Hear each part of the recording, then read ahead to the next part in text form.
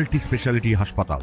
মেঘবেলা লাইভে আপনার পছন্দের টিভি চ্যানেলস সম্পূর্ণ বিনামূল্যে, শুধুমাত্র মেঘবেলা ব্রডব্যান্ডের কানেকশনের সঙ্গে। মেঘবেলা ব্রডব্যান্ড, বাংলার ঘরে ঘরে। দীর্ঘ প্রায় 1.5 মাস পর ভিন রাজ্য মুম্বাই থেকে এক অপহৃত নাবালিকাকে উদ্ধার করে বড়সড় সাফল্য পেল মালদা জেলার হরিশ্চন্দ্রপুর থানার পুলিশ।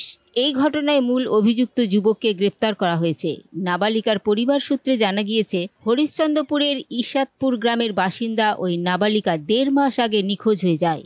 পরিবারের অভিযোগের ভিত্তিতে হরিশ্চন্দ্রপুর থানায় এক যুবকের বিরুদ্ধে অপহরণের মামলা দায়ের করা হয়। অভিযোগ ছিল, অভিযুক্ত যুবক ওই নাবালিকাকে স্কুল থেকে ফেরার পথে অপহরণ করেছে। তদন্তে নেমে পুলিশ জানতে পারে অভিযুক্ত ওই নাবালিকাকে নিয়ে মুম্বাইয়ে রয়েছে। এরপর হরিশ্চন্দ্রপুর থানার পুলিশ মুম্বাইয়ে যান। সেখান থেকে মুম্বাইয়ের থানে এলাকা থেকে ওই নাবালিকাকে উদ্ধার করা হয়। নাবালিকার পরিবারের দাবি, আমার ভাগ্নি টিউশন যাওয়ার সময় সকালবেলা যখন গেল তো আর ফেরত আসলো না।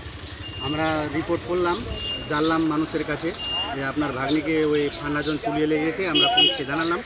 তারপর ওর মাকে এরেস্টও করলো। এরেস্ট করে আবার দ্বিতীয় দিন ছেড়ে দিল ওকে।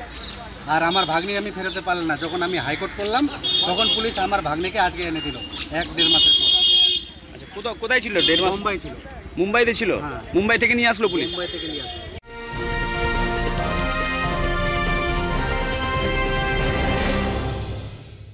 উত্তর 24 পরগনা ও তার আশপাশের এলাকার মানুষের সেবায় ক্যাথ ল্যাবের মতো অত্যাধুনিক সুবিধা নিয়ে পরিষেবায় ব্রতী সারদা মাল্টি স্পেশালিটি হাসপাতাল।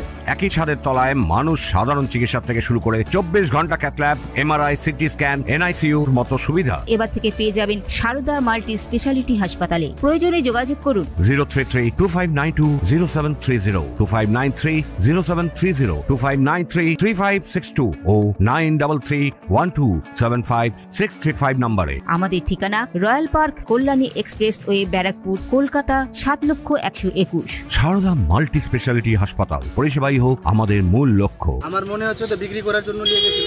আচ্ছা, আর ছেলেটা কোথাকার? ছেলেটা ওইখানকারই, রহমতপুরেরই।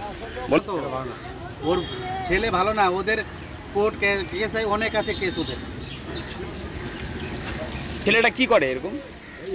এমনি কিছু করে না, নেশা ফেশা করে। এটা উল্লেখ্য, অভিযুক্তকে গ্রেপ্তার করার পর এদিন চাঁচল মহকুমা আদালতে পেশ করা হলে বিচারক তাকে জেল হেফাজতে পাঠানোর নির্দেশ দেন। তনুজ জৈনের রিপোর্ট, নিউজ বেঙ্গল টুডে।